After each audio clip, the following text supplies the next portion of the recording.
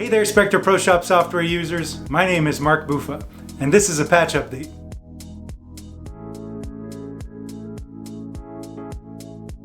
Please note that anytime we release a new patch, when you log into your system, you'll get an automatic pop-up. So when you see that, it's basically because we did something new.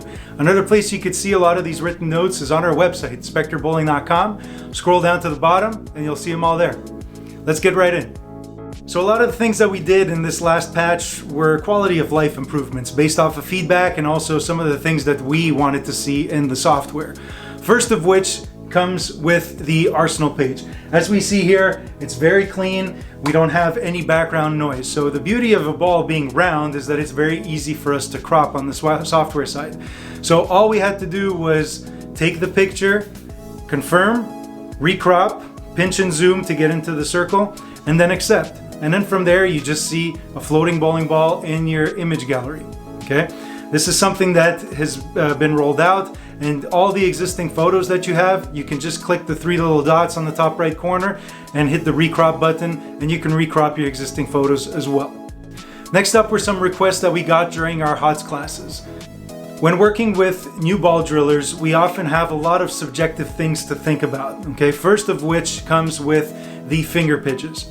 So when taking someone's flexibility on their fingers on a fingertip grip, a lot of times I would get from my students, well, how come this and how come not that? So we added a visual depiction in the drop down to aid, okay? So basically when you're bending the bowler's finger, you can say, okay, this kind of looks like this degree. Now you have a visual representation of that in the drop down. Next up is also another improvement based off of the HOTS classes, and that is when using the BT ball fitter, okay? So when you measure using a BT ball fitter, you're only supposed to measure the middle finger, not the ring finger on the device. You're supposed to use a calculation to determine the ring finger span measurement, and that is called the 5/16 rule. So basically you measure the difference between the middle finger crease and the ring finger crease, and you do 5/16 minus that difference. So if you're new to fractional math, it might be a little bit difficult for you to do that on the fly, so we added a calculator for that. Go into your settings and turn that on in the auto suggestions.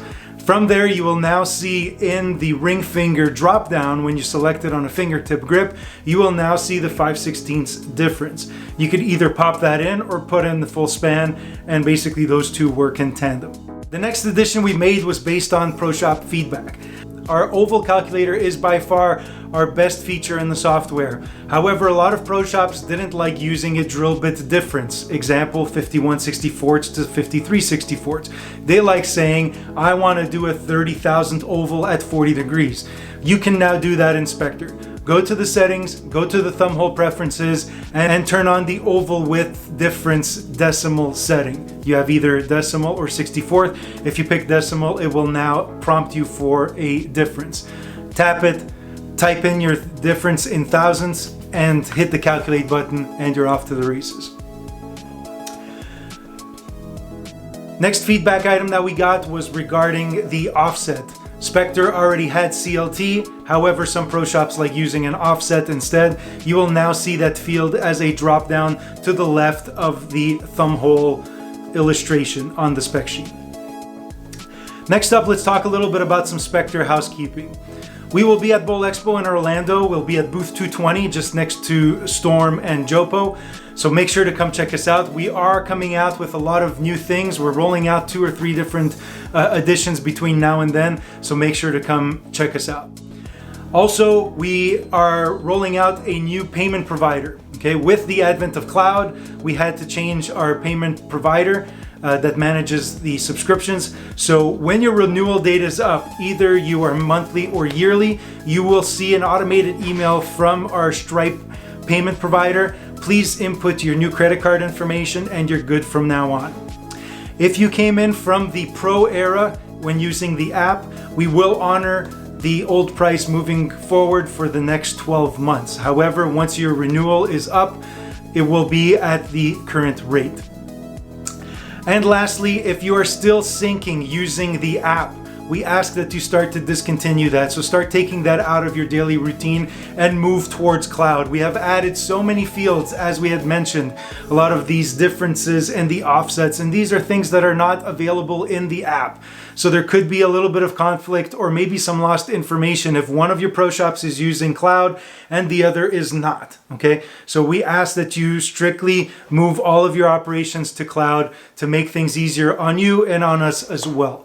Okay, I hope this video was beneficial to you. Again, please check out spectrebowling.com, scroll down for the patch notes, and you can get all of that in writing.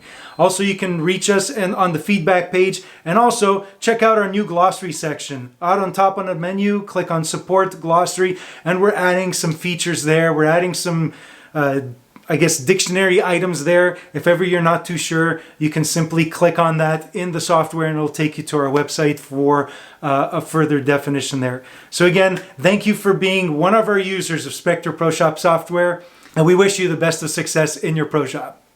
Cheers, everyone.